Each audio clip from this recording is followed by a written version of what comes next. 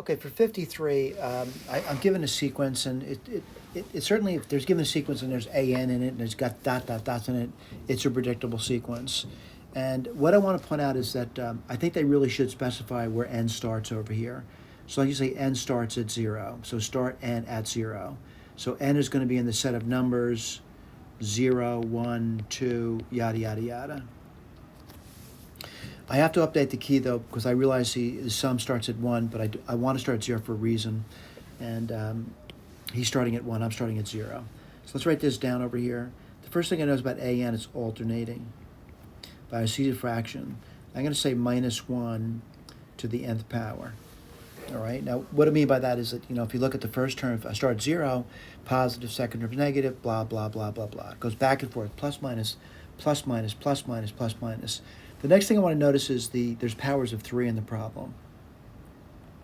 So if I look at this over here, I definitely see this is 3 to the 3.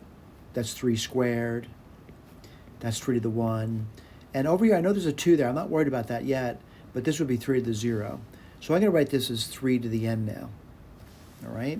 Like a 0, 1, 2, 3. I'm pretty good at that counting, and if I count one thing at a time, by the way. Now, I want to do the 2's now. I'm seeing the 2 on top.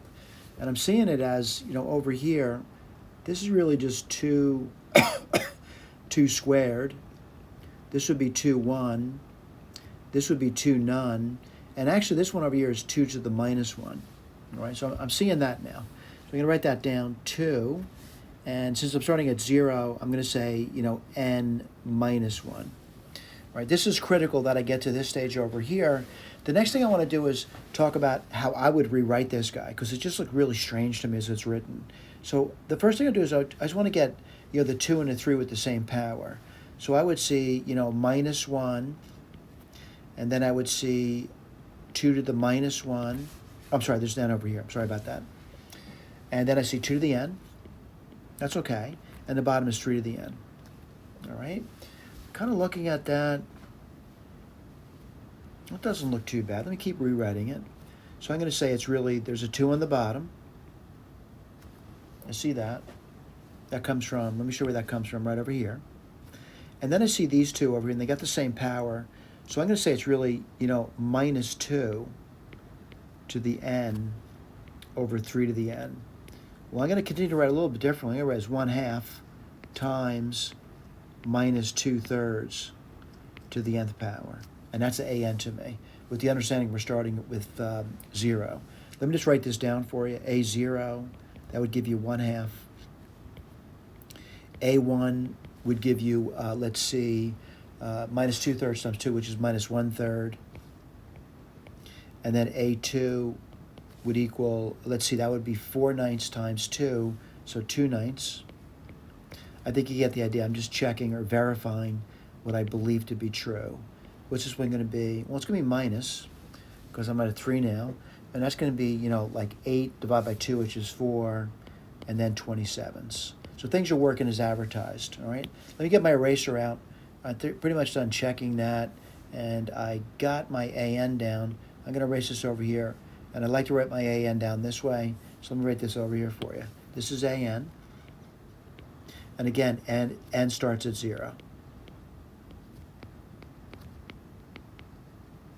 Okay, so I got my AN down. The question is, does AN converge? Well, that should be easy to do. For it to converge means the limit as n goes to infinity of AN goes to some finite number, and it does. What happens when n goes to infinity, the nth term goes towards 0. So this converges. The sequence converges. The next thing they're asking for is the sum. And this is why I'm going to say over here, I'm going to change the notes here, n equals 0. I prefer to start at 0, by the way. It's easier for me to write down a sequence, easier to write down the sum as well.